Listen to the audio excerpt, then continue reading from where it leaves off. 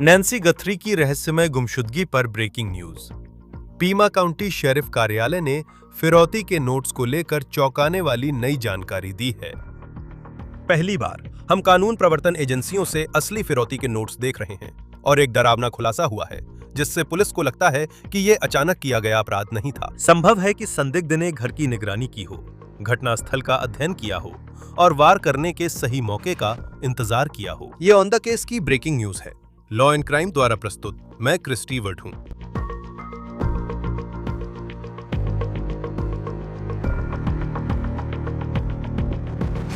Arizona में Pima County sheriff की ओर से नैन्सी गुथरी जांच से जुड़ी एक बड़ी अपडेट आई है। हम पहली बार कानून प्रवर्तन एजेंसियों से वे 2 फिरौती नोट देख रहे हैं जो इस सब की शुरुआत में मीडिया संस्थानों को भेजे गए थे, जब नैन्सी गुथरी को आधी रात में उनके घर से ले जाया गया था। और साथ ही शेरिफ ने इस बात पर भी सवाल उठाए हैं कि नैन्सी गुथरी के घर के सामने की सीढ़ियों पर उस रहस्यमय व्यक्ति के वीडियो कब लिए गए थे। शेरिफ के अनुसार संभव है कि वीडियो अलग अलग रातों में लिए गए हों। अभी भी बहुत कुछ समझना बाकी है। काफी समय बाद पहली बार हमें पीमा काउंटी शेरिफ से सीधे जानकारी मिली है। अब इन सब पर बात करने के लिए मेरे साथ एंजेनेट लेवी जुड़ रही हैं। एंजेनेट लेवी, क्राइम फिक्स की होस्ट, यहाँ लॉ एंड क्राइम पर। अंजैट, धन्यवाद। मुझे पता है आप भी केस फॉलो कर रही हैं। हम फिरौती नोट्स पर बात करने से पहले आज इस जानकारी को जारी करने के समय के बारे में आप क्या सोचती हैं? एक रिपोर्ट आई थी कि एक बाल के डीएनए से कुछ खास पता नहीं चला। सही है। और फिर कुछ घंटे बाद आपके पास फिरौती नोट्स के बारे में एक काफी बड़ा प्रेस रिलीज आता है और साथ ही सामने की सीढ़ियों पर मौजूद व्यक्ति के बारे में भी संभावित जानकारी मिलती है। धन्यवाद बुलाने के लिए क्रिश। लगता है समय जानबूझकर चुना गया है। मुझे लगता है कि इसका मतलब कुछ चीजें हो सकती हैं। इसका मतलब ये हो सकता है कि वे सच में अपनी हद तक पहुंच चुके हैं और उनके पास या तो कोई विकल्प नहीं है या उन्हें लगता है कि उनके पास कोई विकल्प नहीं है, इसलिए उन्हें ये जानकारी जारी करनी पड़ रही है। उम्मीद कर रहे हैं कि कोई इन नोट्स को देखेगा और शायद लिखावट को पहचान लेगा, या शायद ये जानबूझकर किया गया है क्योंकि वे देखना चाहते हैं कि कोई संभावित संदिग्ध कैसे प्रतिक्रिया देगा। तो यहाँ कुछ संभावनाएं हैं। ये तथ्य कि वे कह रहे हैं कि उस बाल के डीएनए से कुछ भी नहीं निकला, मेरे लिए ये बहुत दिलचस्प था क्योंकि ऐसा लग रहा था कि वे अपनी उम्मीदें उसी पर टिकाए थे। जिस बाल की डीएनए जांच हो रही थी वो बिना जड़ का था और ऐसा लगता है कि उससे कुछ भी हासिल नहीं हुआ। तो मुझे लगता है कि वे तभी बात करेंगे जब उन्हें लगेगा कि ये जांच के लिए फायदेमंद है, क्योंकि शेरिफ नैनोज ने केवल कुछ बार ही कुछ स्थानीय मीडिया आउटलेट से बात की है। उन्होंने हाल ही में कोई बड़ी राष्ट्रीय मीडिया इंटरव्यूज नहीं दी हैं। संभव है कि उन्होंने अभी यह सामग्री जारी करने के पीछे कुछ कारण हो। हाँ, मैं शेरिफ नैनोस के बारे में सोचता हूँ। सवाना गुथरी के बाद उन्होंने इस हफ्ते की शुरुआत में एक सेल्फी स्टाइल वीडियो जारी किया जो काफी समय बाद आया पहला वीडियो था, कुछ वैसा जैसा हमने जांच की शुरुआत में देखा था। आप जानते हैं, जिसने उनकी मां को ले गया, उससे सही काम करने की अपील की थी। उन्होंने कहा कि अभी बहुत डीएनए जांचना बाकी है और अब तक कुछ खास नहीं मिला। आइए आगे बढ़ते हैं। हमारे पास 2 फिरौती नोट हैं जिन्हें हम शेरिफ कार्यालय से पढ़ रहे हैं। दूसरे वाले को शायद हमने अभी तक नहीं देखा, मैं उसे बाद में पढ़ूंगा। पहले वाले से शुरू करते हैं। तो जैसे जैसे मैं इसे पढ़ता हूं, जरा मेरे साथ बने रहिए और हम इसे स्क्रीन पर भी दिखाएंगे। नमस्ते सवाना, हमारे पास तुम्हारी मां नैन्सी हैं। वो सुरक्षित हैं लेकिन डरी हुई हैं। उन्हें फिरौती के लिए रखा गया है और जैसे ही भुगतान मिल जाएगा उन्हें बिना किसी नुकसान के छोड़ दिया जाएगा। हम उन्हें अधिकतम 7 दिनों तक अपने पास रखेंगे। आपको गुरुवार 5 तारीख को शाम 5 बजे से पहले $4 मिलियन की बिटकॉइन भेजनी होगी। अगर भुगतान नहीं मिला तो फिरौती की राशि बढ़ाकर $6 मिलियन कर दी जाएगी, जिसे सोमवार 9 तारीख शाम 5 बजे तक चुकाना है। नीचे दिए बिटकॉइन पते पर भुगतान मिलते ही जमा होने के 12 घंटे के भीतर उसे टक्सन में एक सुरक्षित स्थान पर छोड़ दिया जाएगा। अगर सोमवार 9 तारीख को शाम 5 बजे तक अंतिम समय सीमा तक भुगतान नहीं मिला तो उसे मार दिया जाएगा। आपकी मां को इसकी जानकारी है और उनकी जिंदगी अब आपके हाथ में है। सभी के हित में यही है कि ये काम जितनी जल्दी हो सके पूरा हो जाए। अब से आप मुझसे संपर्क नहीं कर पाएंगे, कोई बातचीत नहीं होगी, कोई चालाकी मत करना, पुलिस आपकी मदद नहीं कर पाएगी। और फिर नीचे ये लिखा है कि उसके बिस्तर के फर्श पर एक सफेद स्मार्ट वॉच थी। और पिछवाड़े में सफेद फ्लडलाइट को नष्ट कर दिया गया था। और इस नोट के साथ स्मार्ट वॉच के बारे में हमने शुरू में जो सुना था और फ्लडलाइट की चर्चा थी, उस पर पहले भी कुछ रिपोर्टिंग हो चुकी थी। मेरा मतलब है, सबसे पहले तो जब आप इसे पढ़ते हैं तो ये पढ़ना वाकई डरावना लगता है और गुमनाम रिपोर्टिंग को लेकर तरह तरह की बातें चल रही हैं। रॉयटर्स ने एक खबर दी थी कि ये फिरौती नोट शायद बिल्कुल भी वैध न हो। मुझे लगता है कि यह तथ्य कि आप इसे वास्तव में पीमा काउंटी शेरिफ की ओर से देख रहे हैं और वे इसे जनता के सामने ला रहे हैं, मुझे नहीं पता कि क्या यह इसकी पुष्टि करता है। वे इसकी पुष्टि नहीं कर रहे हैं, लेकिन ऐसा लगता है कि इन नोट्स में शायद वाकई कुछ सच्चाई हो सकती है। हाँ, इनमें कुछ सच्चाई हो सकती है। मैंने हमेशा सोचा है कि क्या ये नोट्स किसी हत्या को छुपाने के लिए समय खरीदने का एक बहाना थे? मुझे पता नहीं, पर ये विचार हमेशा मन में रहा। जाहिर है, वे इन्हें अब किसी कारण से जारी कर रहे हैं। इससे पहले ऐसा नहीं किया था। आप जानती हैं, नैन्सी गैथरी के गायब होने की 6 महीने की सालगिरह आ गई है। और इसलिए मुझे लगता है इस नोट में दिलचस्प बातें हैं। जैसे वे कह रहे हैं, पुलिस को मत बुलाओ, वे मदद नहीं करेंगे और नहीं कर सकते। वे इसमें बहुत अडिग हैं। पुलिस को पहले ही बुलाया जा चुका था। नोट्स भेजने से पहले ही पुलिस बुला ली गई थी। ये नोट्स स्थानीय टीवी चैनलों और टीएमजी को भेजे गए थे। पुलिस पहले से ही जानती थी। सही है। इसी तरह पुलिस को ये नोट्स मिले, तो मुझे ये बहुत अजीब लगता है और इसी वजह से मैं सोचने लगती हूँ, क्या ये सिर्फ एक बहाना है, एक वजह है, या फिर किसी तरह से समय खरीदने की कोशिश है ताकि एक हत्या को छुपाया जा सके? ये मेरा एक विचार है। मुझे इसमें ये भी दिलचस्प लगता है कि इसमें एक स्पेलिंग मिस्टेक है। मैं इस बात को जरूर बताना चाहूंगी। इस नोट में रिसीव्ड की स्पेलिंग गलत लिखी गई है और आप जानती हैं, खेल मत खेलिए। कानून प्रवर्तन एजेंसियां आपकी मदद नहीं कर पाएंगी, लेकिन वे ये 2 बातें बताते हैं ताकि ये दिखा सकें कि वे गंभीर हैं। वे कहते हैं, देखिए हम गंभीर हैं, जाकर फ्लड लाइट देखिए, हमें पता है कि हमने घड़ी कहाँ छोड़ी है वगैरह। तो मुझे लगता है कि यहाँ कुछ दिलचस्प बातें हैं। और मुझे ये भी दिलचस्प लगता है कि सवाना गथरी अभी टुडे शो से छुट्टी पर हैं। वो, आप जानती हैं शायद, वेस्ट कोस्ट पर वर्ल्ड शो की शूटिंग कर रही हैं। सही है। नया गेम शो। तो वो पिछले 1 हफ्ते से टुडे शो में नहीं आई है। मुझे लगता है यहाँ कई दिलचस्प बातें हैं। पुलिस को मत बुलाओ, हम इसे लोकल टीवी स्टेशन भेजेंगे। और इसलिए पुलिस पहले ही बुला ली गई थी। तो बहुत सारे सवाल हैं जो इसे लेकर मेरे मन में उठते हैं। हाँ, और मुझे याद है जब ये खबर आई थी, मेरा मतलब है ये पहले से ही सुर्खियों में थी। मेरा मतलब है साल की शुरुआत में जब ये सब हो रहा था, तो हर कोई इसे याद करता है। जैसे ये साल की सबसे बड़ी खबर थी और हो सकता है कि साल के अंत तक भी ये सबसे बड़ी खबर बनी रहे। पहला वाला जो मुझे भी खास लगा, दूसरे को पढ़ने से पहले, यूएसडी, क्योंकि मुझे लगता है कि अगर आप संयुक्त राज्य अमेरिका में हैं, तो कोई भी यूएसडी नहीं कहता। आप बस कहेंगे, आप जानते हैं, $1,60,00,000 और सीमा पार करके नोगालेस पहुंचा जा सकता है, जो टक्सन से लगभग 1 घंटे दक्षिण में है। मैंने वास्तव में वह सीमा पार की है और मुझे यह देखकर हैरानी हुई कि इसे पार करना कितना आसान है। आप जानते हैं, सीमा शायद सुबह करीब 6 बजे खुलती है, लेकिन जब आप पार कर रहे होते हैं तो वे कागजात नहीं चेक कर रहे होते। तो आप सोचते हैं कि अगर वे सीमा पार करने में सक्षम हो गए, आप जानते हैं यह कितना आसान होगा, क्योंकि वापस आते समय वे वास्तव में आपका पासपोर्ट और सब कुछ चेक करते हैं। लेकिन वहां ऐसा नहीं है।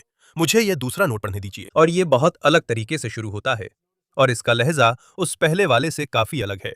ये काफी छोटा भी है। गथरी परिवार, हम उसकी शारीरिक स्थिति की गंभीरता को पूरी तरह से नहीं समझ पाए थे। हमने कभी उसे चोट पहुंचाने का इरादा नहीं किया था। वो हमारा इरादा नहीं था। उसे ले जाने के कुछ समय बाद उसकी मृत्यु हो गई। हमें लगता है ये दिल की समस्या थी। अब वो प्रकृति की गोद में दफन है। आप कुछ भी कर लेते, नतीजा नहीं बदलता। हम चाहते हैं कि आपका परिवार यह जाने और आशा करते हैं कि आप सबको शांति मिले। हमें सच में बहुत अफसोस है। आप जानते हैं, शुरू से ही, मेरा मतलब है, जब पहली बार गथरी परिवार को संबोधित किया गया था, तब सिर्फ सवान्ना का नाम था और अब पूरा परिवार है। और हमें पता है कि उन्हें दिल से जुड़ी समस्याएं थीं। आप जानते हैं, और यह एक चिंता का विषय था। उन्हें स्वास्थ्य संबंधी समस्याएं थीं। इस बार उनका बोलने का अंदाज अलग था, जैसे वे उसे चोट नहीं पहुंचाना चाहते थे, जो पहले के शब्दों से अलग था। अगर वही लेखक है जिसने पहली चिट्ठी लिखी थी। हाँ, ये बिल्कुल अलग अंदाज है। मैं ज़्यादा नहीं जानती। आप जानते हैं, मुझे नहीं लगता कि मैंने कभी किसी अपहरण के मामले में ऐसा देखा है। और हम फिरौती के लिए अपहरण के बहुत ज़्यादा मामले नहीं देखते। ये काफ़ी दुर्लभ लगते हैं जहाँ कोई ऐसा कहे, आप जानते हैं, हमारा ऐसा करने का इरादा नहीं था। हमारा उसे चोट पहुँचाने का इरादा नहीं था। लेकिन आपने तो पहले ही नोट में उसे मारने की धमकी दे दी थी। आपने पहले ही कह दिया था कि अगर आपको बिटकॉइन नहीं मिला तो आप ऐसा करेंगे। ये बिल्कुल अलग लहजा है जब कोई कहता है वो प्रकृति की गोद में दफन है। मेरा मतलब, मैं नहीं, ऐसे लोग बात नहीं करते। मैंने ये पहले भी कहा है। कोई भी इस तरह बात नहीं करता। मेरा मतलब है इसका लहज़ा बिल्कुल अलग है। तो ये सोचने पर मजबूर करता है कि क्या किसी ने ये लिखने के लिए चैट जीपीटी या कोई एआई इस्तेमाल किया था? लेकिन आप जानते हैं हमें सच में बहुत अफ़सोस है और आप कुछ नहीं कर सकते थे। आपने पहले कहा था अगर पैसे देता तो वो ठीक होती। जो बिटकॉइन में फिरौती के रूप में लाखों डॉलर थे। तो मुझे ये बहुत अजीब लगता है और ये मुझे बिल्कुल भी समझ में नहीं आता। ये 2 अलग-अलग शैलियाँ और स्वर हैं। और क्या ये इसलिए था कि परिवार में किसी को, पूरे परिवार को बेहतर महसूस कराया जाए क्योंकि उन्होंने वो पैसे नहीं चुकाए थे?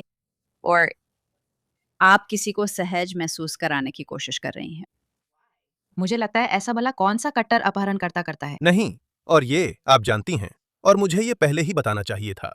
तो पहली चिट्ठी 2 फरवरी को आई थी और दूसरी चिट्ठी 6 फरवरी को आई थी। तो दोनों के बीच 4 दिन का अंतर है। आप सीधे गथरी परिवार से बात कर रहे हैं, फिर भी इसे केओएलडी टेलीविजन और टीएमजेड को भेज रहे सही हैं। है।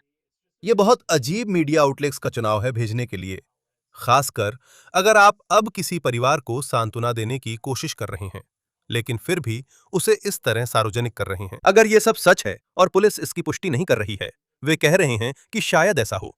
मुझे लगता है कि वे इसे जनता के सामने ला रहे हैं। उन्होंने प्रेस रिलीज में भी ये लिखा है। ये शेरिफ की ओर से है।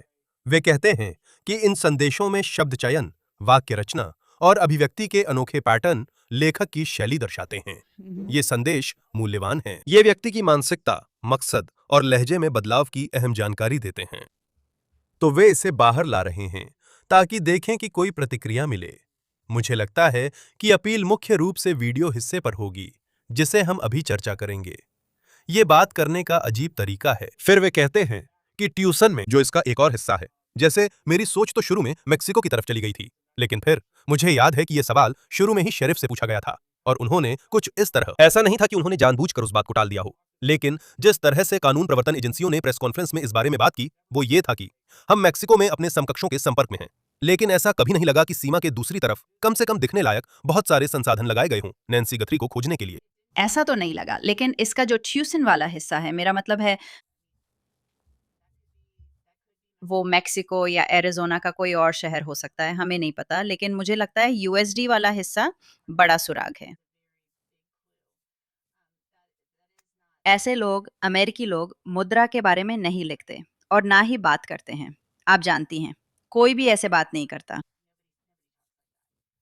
संभव है वो मेक्सिको में हो। ये नकली भी हो सकते हैं, लेकिन मेक्सिको में कोई व्यक्ति भी हो सकता है और लहज़े भी बहुत अलग हैं। तो उन्हें उम्मीद है कि कोई ऐसा व्यक्ति जो कुछ जानता है, इन नोट्स को देखेगा और कहेगा, मैं किसी को जानता हूँ जो ऐसे बोलता है। मुझे ये जाना-पहचाना लग रहा है। तो मुझे लगता है कि ये वाक़ई में उनकी कोशिश है कि वो अपनी बात फैलाएँ और देखें कि क्या कोई इस पर ध्यान देता है। इस प्रेस रिलीज का दूसरा हिस्सा जो चर्चा में है, वो वीडियो और तस्वीरें हैं जो काश पटेल, एफबीआई डायरेक्टर ने सबसे पहले उस व्यक्ति की जारी की थीं जो मास्क में और शायद हथियारबंद था। नैन्सी गुथरी के घर की सीढ़ियों पर। लोग याद कर सकते हैं कि यही वीडियो था जिसे निकालना पड़ा, क्योंकि रिंग बिना खास सर्विस के क्लाउड में सेव नहीं होती। इसे निकालना पड़ा था। इस वीडियो को कब रिकॉर्ड किया गया था, इस बारे में अधिक जानकारी नहीं थी। हमें पता था कब ये बंद हुआ, लेकिन ये स्पष्ट नहीं था कि वो वीडियो कब का था और वो व्यक्ति नैन्सी गुथरी के घर की सीढ़ियों पर ठीक कब था। अब वे कह रहे हैं, नैन्सी गुथरी के डोरबेल कैमरे से मिले दोनों वीडियो शायद अलग-अलग दिनों के हो सकते हैं। ये वीडियो उस अज्ञात पुरुष के व्यवहार और चुनावों को समझने में अहम है। ये संकेत मिलते हैं कि उसने 31 जनवरी की रात से 1 फरवरी की घटना के लिए पहले से तैयारी की थी। जो डरावना है कि ये अचानक नहीं हुआ। वहां ये थ्योरी भी थी कि शायद उन्होंने किसी घर को निशाना बनाकर चोरी की थी। उन्हें नहीं पता था कि नैन्सी वहां होंगी। जब आप सोचते हैं कि अगर ये सच में 2 अलग-अलग रातों में हुआ जहां उन्होंने यह वीडियो लिया, तो यह दिखाता है कि शायद निशाना बनाने में कुछ लोगों ने जितना सोचा था, उससे ज्यादा योजना बनाई गई थी। और हमें अभी तक खास तौर पर मकसद नहीं पता है, लेकिन निश्चित रूप से किसी ऐसे व्यक्ति को निशाना बनाना जिसकी बेटी बहुत पैसे वाली है। हाँ, मुझे लगता है इसमें काफ़ी योजना थी, मेरा यही मानना है। सिर्फ यही बात कि आप अपराध से पहले वहां जाकर उस जगह का मुआयना करें और देखें कि आपको किसका सामना करना पड़ेगा। मुझे ये बहुत दिलचस्प लगता है। और आप जानती हैं, जैसा आपने पहले कहा था, इस मामले में पहले कुछ रिपोर्टिंग हुई थी स्रोतों के हवाले से, जिसमें ये बात कही गई थी कि जांच में शामिल कुछ लोग मानते थे कि ये नोट्स भेजे गए थे या ये वीडियो अलग-अलग तारीखों के थे। तो मुझे लगता है कि ये वाकई डरावना है, जैसा कि आप कह रही हैं। वो व्यक्ति पोर्च गाय जिसे हमने पहले वीडियो में देखा है, उसकी क्लोज-अप तस्वीर और मास्क के अंदर मूछें भी वीडियो में दिखती हैं। मेरे हिसाब से वो एक बहुत ही ठंडे दिमाग वाला इंसान है, ऐसा बिल्कुल नहीं लगता। आप जानते हैं, वो बिल्कुल घबराया नहीं लगता।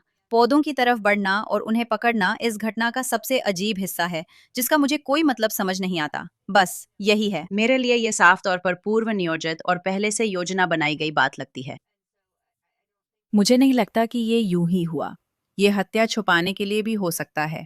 हमें अभी भी बहुत कुछ नहीं पता, हालांकि उन्होंने काफी जानकारी साझा की है।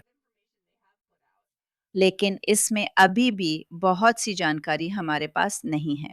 खैर, और हमें यह भी नहीं पता कि गथरी से सीधा संवाद किस तरह हुआ है। इसके माध्यम से हमें नहीं पता कि ये नोट्स भेजने वाला असली है या नहीं। आप जानते हैं, क्या उनका गथरी परिवार के साथ शुरू से ही अलग से कोई संपर्क था? और यही वजह है सवाना। आप जानते हैं, मैं ये नहीं कह रहा, लेकिन शायद इसी वजह से इस हफ्ते वो वीडियो सामने आई। हमें नहीं पता कि उसने इसी वक्त उस व्यक्ति को इस हफ्ते फिर से संबोधित करते हुए वो वीडियो क्यों डाली। पुलिस और पीमा काउंटी डिप्यूटीज ने उम्मीद जताई है कि लोग वीडियो फिर से देखें, भले ही वो अलग-अलग रातों की हों। उनका मानना है कि कोई न कोई जरूर कुछ जानता होगा जो नई बात नहीं है। लेकिन उन्होंने तरीकों का एक दिलचस्प संग्रह बताया, और ये शायद वही सामान्य तरीका है जिससे आप किसी ऐसे व्यक्ति को ढूंढने के लिए जानकारी साझा करते हैं जो किसी अपराध में शामिल हो सकता है।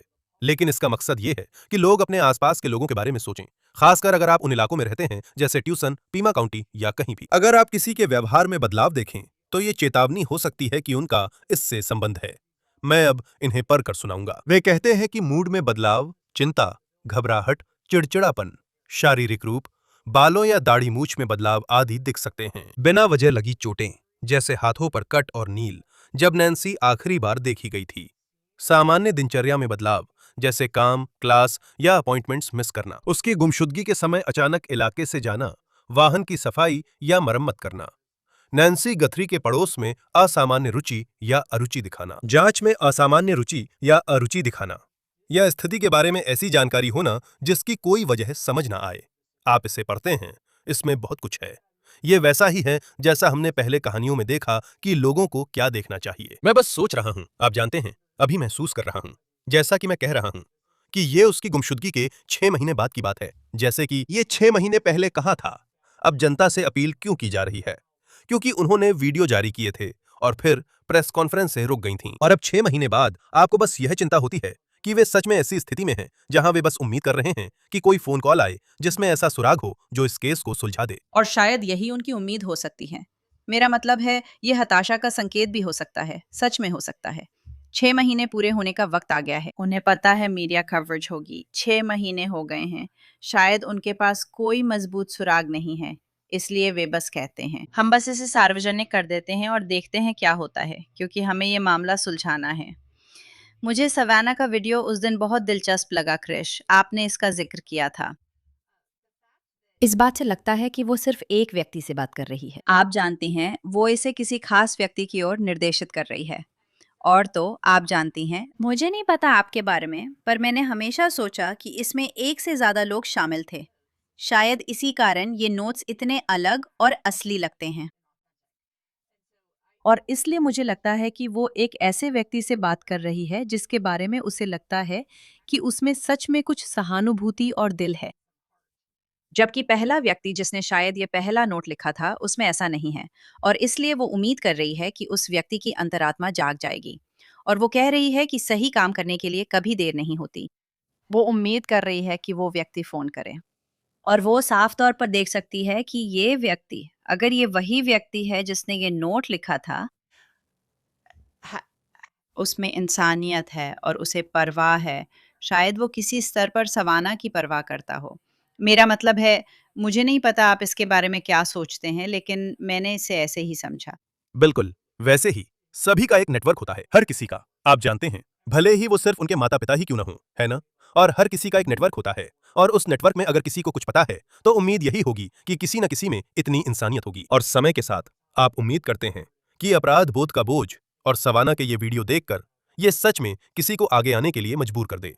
हमने पहले भी मामलों में ऐसा होते देखा है। मैं बार बार यही सोचता हूं, हमारे पास बेहतरीन कानून प्रवर्तन विशेषज्ञ हैं। मुझे याद है जब पोर्च गाय का वीडियो आया था, कई पूर्व एफबीआई एजेंट्स और बड़े शहरों के पूर्व कानून प्रवर्तन अधिकारी बोले, ये आदमी नौसिखिया लगता है। मसलन उसका बैकपैक ही देखिए, उसके पास ऐसा मास्क है जिससे चेहरे के कुछ हिस्से दिखते हैं। लगता है जैसे एआई से पूछें कि चोर कैसा है, वही है। ये हैलोवीन ड्रेस जैसी लगती है। और फिर भी आपने देखा है कि डोनाल्ड ट्रंप से लेकर काश पटेल तक और एफबीआई के संसाधनों तक सब ने इसे आगे बढ़ाया है। इन सारी अलग अलग एजेंसियों ने इसे ढूंढने में बहुत मेहनत की है। और ये बात मेरे समझ से बाहर है कि हम 6 महीने बाद भी यहीं खड़े हैं। ऐसा लगता है कि हम इस मुकाम पर हैं कि अगर कुछ दिखे तो बताएं। हम नैन्सी गथरी को ढूंढने के बहुत करीब हैं। हाँ, और यही करना पड़ेगा। अपराध बोध अंदर ही अंदर खाए जा रहा होगा। अगर दूसरी चिट्ठी असली है और प्रकृति के बीच दफन है तो मुझे खेद है, आप कुछ नहीं कर सकते थे। अपराध बोध किसी न किसी को अंदर ही अंदर खाए जा रहा होगा, और उसी के बारे में वे बात कर रहे हैं, जैसा आपने पहले पढ़ा था। व्यवहार में बदलाव, चिंता, अचानक नैन्सी गैथरी के पड़ोस में रुचि, और फिर वो खत्म हो जाती है। मेरा मतलब है, अपराध बोध सच में इसमें शामिल किसी व्यक्ति को अंदर ही अंदर खा रहा होगा। वे यही उम्मीद कर रहे हैं, और आप सही हैं। इसमें सभी शामिल थे, पर शुरुआत में कुछ गलतियां हुई। शेरिफ नैनोज ने कहा था कि उन्होंने एफबीआई को बुलाया था, लेकिन काश पटेल के साथ उनके मतभेद हैं। दोनों के बीच बहस चल रही है। वो कहते हैं कि उन्हें 4 दिन तक नहीं बुलाया गया और उनका समय बर्बाद हुआ। तो आप जानते हैं, मेरे लिए यह हैरानी की बात है कि गिरफ्तारी में ज्यादा प्रगति नहीं हुई, लेकिन क्रिश, हमें पता नहीं। हमें नहीं पता कि उनकी नजर कुछ लोगों पर है या फिर इस समय वे बस बेताब हैं। बिल्कुल, वे लगातार काम कर रहे हैं, इसलिए उन्हें संदेह का लाभ मिलता है। आप जानते हैं, पीमा काउंटी में शेरिफ क्रिस नैनोज हैं और उन पर आलोचना हुई है। एफबीआई और पीमा काउंटी शेरिफ कार्यालय के बीच तनाव की रिपोर्टिंग हुई है और साथ काम करने पर सवाल उठे हैं। मुझे पता है कि एक टास्क फोर्स है। इस समय आपकी क्या राय है? क्योंकि जब आप इसे देखते हैं तो आप सोचते हैं जैसे क्या एफबीआई ही असल में वीडियो वाले हिस्से को संभाल रही है और ये पता लगाने की कोशिश कर रही है कि ये बिटकॉइन वॉलेट कहां स्थित है, जैसे इस मामले में डिजिटल फॉरेंसिक के मामले में, जैसे फिरौती नोट और वो कहां से आया। इन सब डिजिटल सबूतों में पीमा काउंटी शेरिफ की असल में कितनी भागीदारी है, आप जानते हैं। ये वीडियो पिछले दिनों कहां से आए थे? आप क्या सोचते हैं कि आज ये जानकारी शेरिफ का कार्यालय ही दे रहा है? देखिए, वे मुख्य एजेंसी हैं, एफबीआई सहायक भूमिका में है। इलेक्ट्रॉनिक्स और उन सभी चीज़ों का विश्लेषण करने के संसाधनों के मामले में एफबीआई के पास सारी विशेषज्ञता है, जैसे कि सेलफोन ट्रायंगुलेशन डेटा, टावरों को पिंग करना, और आप जानते हैं, एफबीआई की कैस टीम। उनके पास सभी संसाधन हैं, लेकिन केस में मुख्य भूमिका पीमा काउंटी शेरिफ की ही है। एफबीआई सिर्फ सहायता और संसाधन दे रही है।